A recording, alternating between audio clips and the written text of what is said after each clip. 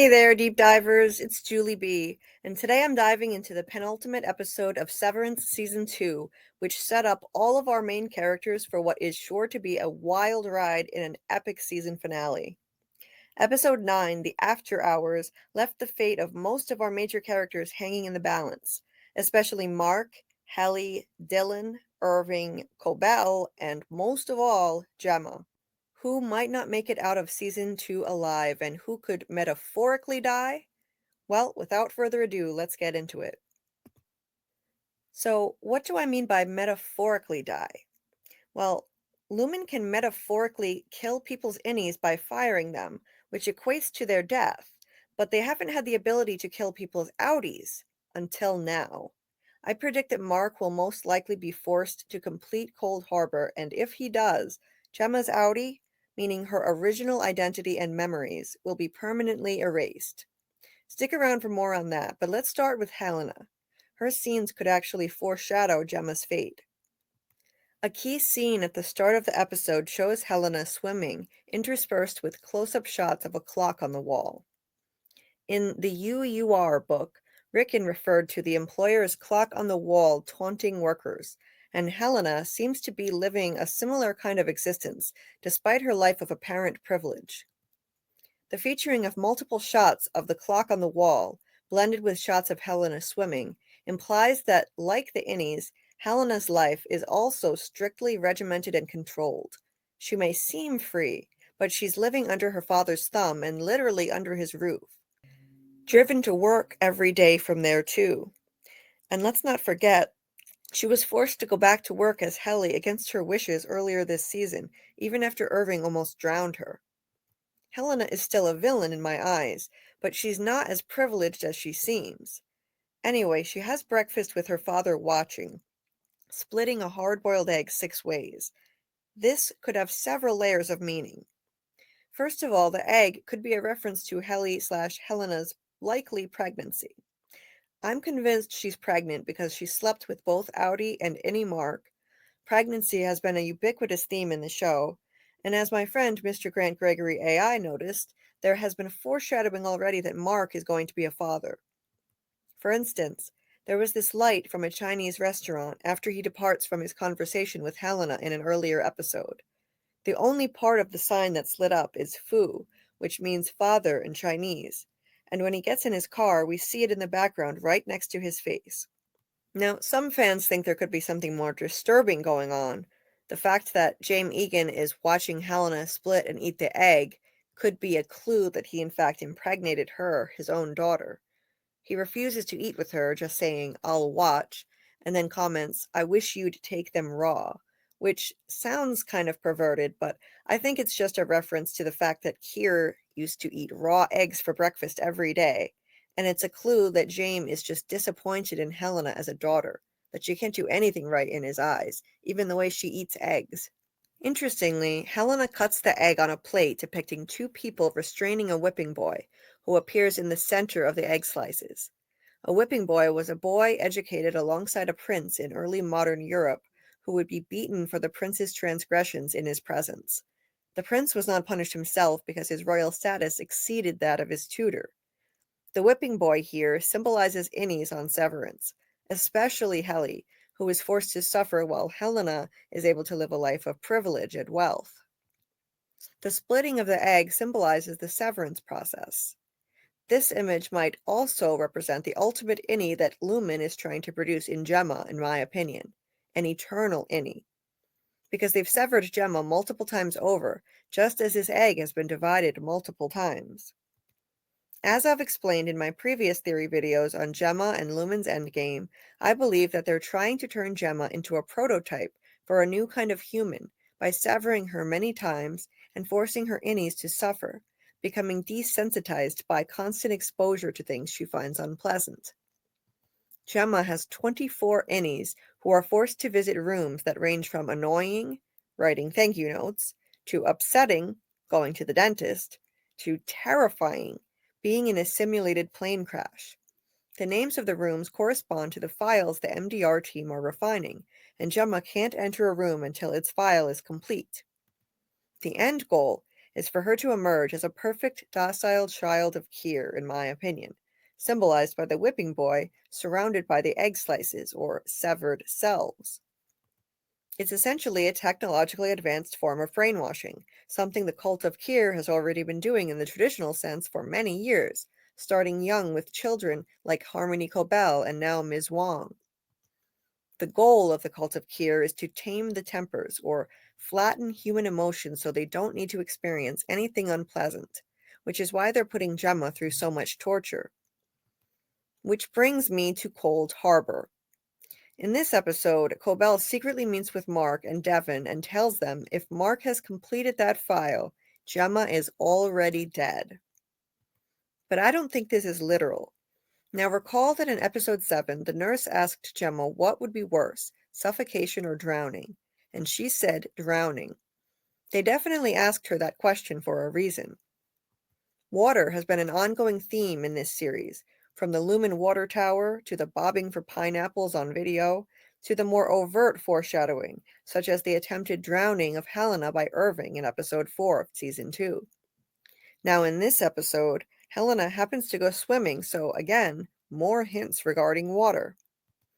There's even an interesting shot of Helena walking down a long hallway, much like a Lumon hallway, as the pool water from the previous shot dissolves into the picture, making it appear that Helena is underwater. Her silhouette from the back makes her look a lot like Gemma as she walked down the export hall to the testing floor, too. I believe this image equates to more foreshadowing. But for what? Well, it could foreshadow more than one thing. First, it could foreshadow that Helly will wind up on the testing floor in the finale. She tries to memorize the directions to the export hall on Irving's map in this very episode. After Dylan refuses to help and Mark hasn't shown up for work, Helly is working on that alone when none other than James Egan appears behind her saying, "You tricked me, my Helly." What does this mean? I think James idealizes Helena's childhood self and is disappointed with the way she turned out, even though she's under his control and follows his orders so obediently. Literally, the only agency Helena even has in this episode is in the way she chooses to eat her eggs. She's risking her life by continuing to come back to Lumon and work here as Helly after being almost drowned by Irving, but it's still not enough, and he's nitpicking at her, wishing she'd eat her eggs raw as Kyr did. He said she loved the prototype for the Severance chip, telling him, "It's so pretty, Daddy. Everyone in the world should have one."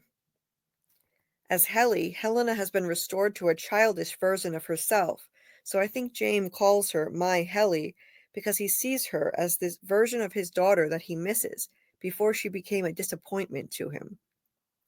And when he says, "You tricked me," he's referring to the way she tricked him into thinking she was Helena. The Severance chips seem to restore people to the way they were when they were younger, before their life circumstances altered them. For instance, Gretchen confesses to Dylan in this episode that she kissed any Dylan because he reminds her of how outy Dylan used to be. I think that's why James is drawn to Helly, too. Now, if he sees that she has a map of the testing floor and realizes what she's up to, she could be in serious trouble, though.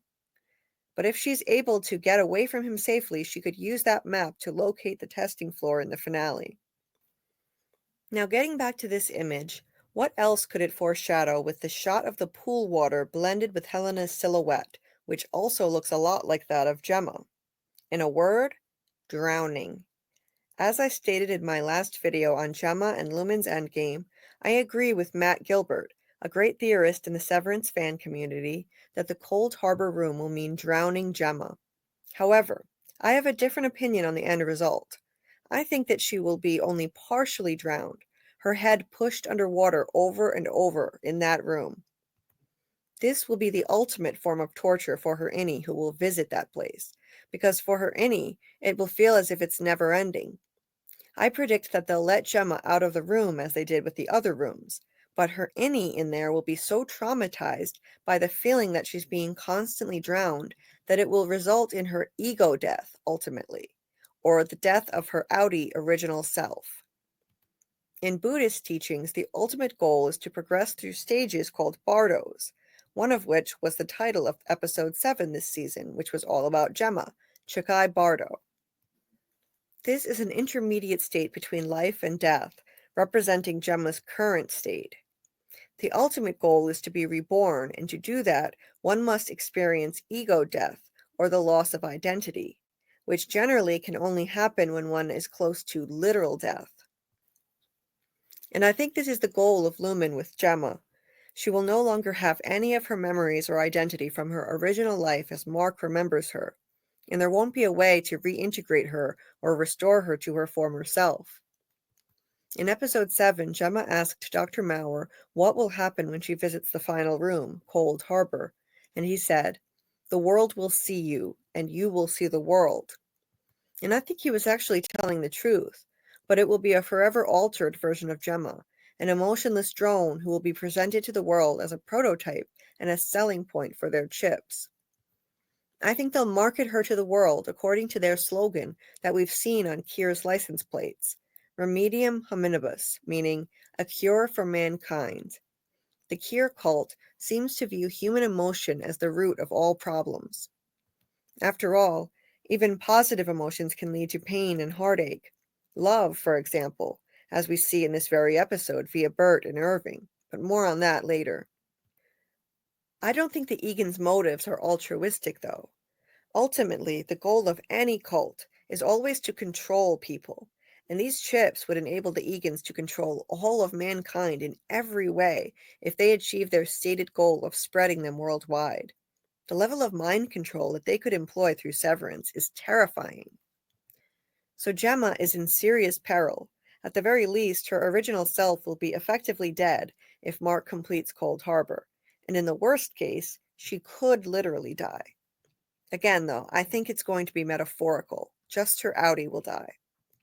Mark, Cobell, and Devon are also in a dangerous situation at the present. Cobell and Devon take Mark to the Innie birthing cabins so that they can get information from Innie Mark and work on a plan to save Gemma. To get admitted to the cabin complex, Devon pretends to be pregnant, as Cobell says Devon is one of James and says no one is to know, which implies that James has been impregnating women and sending them there, a disgusting thought. He probably has a harem of women, a common thing among cult leaders. But this is not enough for the guard. Cobell then speaks to her in code. She says, "Miss Marcia White, 9th floor," to which the guard responds, "Specialties department," and Cobell replies, "I'm looking for a gold thimble." This is a reference to The Twilight Zone, an episode called The After Hours, also the title of this episode of Severance. The Twilight Zone is one of showrunner Ben Stiller's influences, and that episode in particular is about mannequins who get to take turns going out into the world, but otherwise they're trapped in the store and have no bodily autonomy, much like the innies on this show.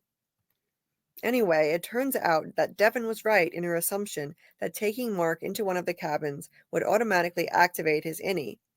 Now Innie Mark will be able to share with them that he hasn't completed the Cold Harbor yet, and Cobell can explain that this would destroy Gemma and come up with a plan for what he should do instead. Mark and Devon are taking a huge risk as they put their trust in Cobell, who had been a die-hard Kier cultist since childhood, but I think she's actually ready to crusade against Lumon with them and start a redemption arc now. Or, at the very least, she's out for vengeance against Lumon, so she's willing to help Mark for that reason. She appears sinister against the backdrop of the blazing fireplace, as if she's Satan herself, but I think she's actually on their side now. Now, I have to note that in the trailer for Season 2, Cobell appeared to be near this fireplace as she says, "There will be no honeymoon ending for you, Mark." We haven't seen this happen yet, so it should be in the finale, in this room. It sounds sinister, but this might just be the reality, that even if Mark doesn't complete Cold Harbor and saves Gemma, she could still be permanently damaged by Lumon's experimentation. All of their lives will be put at risk as they undertake their plan, whatever that may be, as Lumon has proven it's capable of making people disappear. Vergabi said they have people on the payroll everywhere in Kier, which is how they faked Gemma's death. Cobell has been in hiding with them for most of the season. Petey was running for his life from them in Season 1, and in this very episode, Bert is sent to take care of Irving like a mob enforcer. Irving comes home to find Bert sitting in his apartment, like a mobster who's just sitting there waiting for him. Bert reads from Irving's notes, part of the intel he's collected on Lumon, and it's a description of himself, referred to by his last name, Goodman. According to the notes, Irving had suspected that Bert was responsible for several people's disappearances or deaths as a low-level Lumon enforcer or goon. Irving tells Bert he no longer believes that, and I think he really doesn't want to believe that about Bert anymore because he's got what I call love goggles on. His innie's love for Bert has bled through to his outie and compromised his judgment. This has been a common theme on the show. For instance, when Helena was able to fool Mark into believing she was Helly. Bert asks Irving to go for a ride with him in a sinister way, and they go off into the back seat of a car, just like a scene from a mafia movie. Bert rationalizes to Irving that he never actually hurt anyone. He just drove them places. Who knows what happened to them after that? So it's just like a typical Kier cultist. He's blocking out unpleasant feelings, the guilt of knowing that he's been responsible for facilitating people's deaths, and possible abductions by Lumon to become test subjects like Gemma. Ultimately, Bert takes Irving to a train station and gets a ticket for him to take him as far away as the train can go, telling him he can never know where Irving ends up, and Irving can never come back to Kier. Bert confesses the real reason why he got severed. He wanted to feel that at least part of him was innocent again, and he didn't expect his innocent self to fall in love with Irving. In a heartbreaking scene that parallels their almost kiss scene in season 1, Irving tells Bert he's never been loved before and that he's ready, as they lean their foreheads together like they did as innies. In that scene from season 1, the situation was much like a mirror image or the reverse of the one at the train station. Innie Bert was the one who made the first move instead of Irving. He wanted to kiss Irving, but at that point Irving said he wasn't ready. And the fact that this scene is mirrored here now proves to me that love does transcend severance. But now Bert says that they can't act on their feelings and sends him on his way. The question is Bert really letting Irving go? In my opinion, Bert's feelings and statements come off as entirely genuine, and he really is letting Irving go. The scene of Irving on the train had a sense of finality about it, with him looking at peace with his fate, whatever that may be. However, unless the character is leaving the show, Lumon may still find out about it and bring him back, perhaps send someone to abduct him for use as a test subject. There is an aerial view of Irving's train departing that glitches back and forth with a shot of the export hall to the testing floor several times, which could foreshadow that Irving will be brought back there. Remember, we still haven't found out how Irving knew about the export hall, which he painted many times while sleep-depriving himself with coffee and loud music. He did this to try to send a message to his innie's subconscious through dreams, so that his innie would search for the testing floor. That's why his innie kept dozing off and dreaming of the black paint his outie was using. So there's a piece of the story that we're still missing here, and we haven't been given enough backstory on Outie Irving compared to the others. I doubt the show would write his character out without explaining all this. Irving must have seen that export hall before and may very well wind up on the testing floor. Then there's Innie Dillon. He's also in danger at the close of episode 9, as his character is full of such despair that he decides to quit, which is the equivalent of unaliving himself. Gretchen had told him she can't see him anymore because Outie Dillon threatened to quit, and then Innie Dillon proposes to her, a heartbreaking scene showing how naive he is, as if he could marry her when his innie self is trapped on the severed floor. Now that he's gotten a taste of a real life through his visits with her, he doesn't see any point to going on without her. When Helly tries to comfort him, he just lashes out at her and blames her for their plight, even though Helena Egan's actions are not her fault. The MDR crew, once a united front and essentially a pseudo-family, has never been more divided than they are now, and they use visual imagery like this to illustrate that. Dillon will never be content with finger traps and caricatures anymore, so he decides to end what is now an unbearable life down there and at least take some of his agency back. He fills out a resignation request form, and apparently, one of Milchick's kindness reforms must have been that innies no longer have to wait for approval from their Audi to quit, as they did in season 1. Leaving a severed job is the equivalent of death for the innie, and we feel the gravity of that moment as Dylan waits for the elevator and makes his exit, something he had convinced Irving not to do at the start of the season. Incidentally, as he waits for the elevator, the blocking of this shot with him in front of this painting is genius. It looks like Kier's hand is right on top of Dylan's head, wielding that sword as if to symbolize the impending demise of Innie Dylan. However, I'm sure Outie Dylan, even though he had considered quitting anyway, will eventually decide to come back to work, and Innie Dylan will end up not having a choice after all. As for Milchick, he's been put through relentless humiliation and disrespect by Drummond and the MDR crew this season, and he finally reaches a breaking point. As Drummond demands that he simplify his wording and even his apology over and over again, Milchick finally snaps and tells him, "Devour feculence," or "eat shit," the only real moment of levity in a heart-wrenching episode. He tells Drummond that it's not his fault that Mark hasn't been at work in 2 days. It's Drummond's fault. Later, when Mark calls Milchick and claims to be unwell, Milchick wants to know his location so he can send a car and get him Lumon-sanctioned treatment. Mark then admits that he's not sick and just needs the day, saying, "Work is just work, you know what I mean?" This statement resonates with Milchick in ways Mark wouldn't understand, because he's poured his heart and soul into his work to the point where he equates it with his identity, only to be denigrated and rejected by his superiors. He's been a die-hard, true believer in the cult of Kier, and desperate for the acceptance of Lumon, but it seems he may finally be starting to wake up and realize that he's ready to stop kowtowing to them, and he's never going to be accepted. Milchick's eyes actually fill with tears, and he backs off from Mark, just asking for his word that he'll be back the next day. As he does this, he stares at his framed photograph of an iceberg, which represents the part of the self that is buried, the shadow self, and the emotions within all of us that we repress. Milchick has been repressing his feelings about Lumon's horrible treatment of him, including the racist blackface Kier paintings he was given earlier in season 2. So could Milchick be on the way to his own redemption arc? It's possible, but it's extremely difficult to deprogram someone who's been in a cult, and I would theorize that Milchick has probably been part of it since childhood, like Cobell and Ms. Wong.